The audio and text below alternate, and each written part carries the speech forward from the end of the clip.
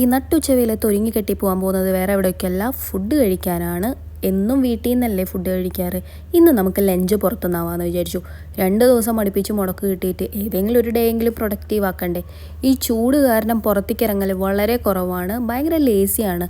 മുടക്ക് കിട്ടിയ വീട്ടിലിരിക്കാനാണ് മാക്സിമം ശ്രമിക്കാറ്. ഇന്ന് അതിനൊരു ചേഞ്ച് ആവാമെന്ന് വിചാരിച്ചു. അപ്പോൾ പോയിട്ട് വരാം. ഒരാളെ കണ്ടില്ലേ, അവനെ കൊണ്ടുപോകാത്തതിൻ്റെ വിഷമത്തിലാണ് നോക്കുന്നത്. ഇന്ന് ഞങ്ങൾ 2 പേരും മാത്രമല്ല, ഞങ്ങളുടെ കൂടെ വേറെ 2 ആൾക്കാരുണ്ട് ഫുഡ് അടിക്കാൻ പോകാൻ. വേറെ ആരുമല്ല, മീനും ചേട്ടനും. ഇന്ന് നമ്മൾ 4 പേരും കൂടിയിട്ടാണ് കേട്ടോ പോകുന്നത്. വീടിൻ്റെ അകത്തിരുന്നപ്പോൾ അറിഞ്ഞില്ല പുറത്ത് ഇമ്മാതിരി ചൂടായിരിക്കും എന്നുള്ളത് കേട്ടോ. കാറിലൊന്ന് കയറിയിരുന്നതേ ഓർമ്മയുള്ളൂ. അത്യാവശ്യം നന്നായി പൊള്ളിയായിരുന്നു കേട്ടോ. ഈ ചൂട്ടത്ത് പണിയെടുക്കുന്നവരെയൊക്കെ ഞാനൊന്ന് ഓർക്കണം കേട്ടോ, ഇൻക്ലൂഡിങ് മൈ ഹസ്ബൻഡ്. എൻ്റെ ഹസ്ബൻഡ് കൺസ്ട്രക്ഷൻ ഫീൽഡിലാണ് വർക്ക് ചെയ്യുന്നത്. അങ്ങനെ നമ്മൾ ഡെസ്റ്റിനേഷൻ എത്തിയിട്ടോ. മനാമയിലുള്ള കോഴിക്കോട് സ്റ്റാറിലേക്കാണ് ഫുഡ് കഴിക്കാൻ വന്നിട്ടുള്ളത്. കുറച്ചധികം നാളായി ഇവിടെ വന്ന് ഫുഡ് കഴിച്ചിട്ട്. മടിയും സമയവും അനുവദിക്കാറില്ല എന്ന് വേണം പറയാൻ. വന്ന വഴി നല്ല തിരക്കായിരുന്നു. നമുക്കുള്ള ടോക്കൺ കിട്ടി. കുറച്ച് നേരം വെയിറ്റ് ചെയ്തപ്പോഴേക്കും സീറ്റ് കിട്ടിയിട്ടോ. ഫസ്റ്റ് വന്ന കുറച്ച് ഫിഷൊക്കെ ഓർഡർ ചെയ്തപ്പോഴേക്കും നമ്മൾ പറഞ്ഞ 2 ബീഫ് ബിരിയാണിയും 2 ചിക്കൻ ബിരിയാണി എത്തി.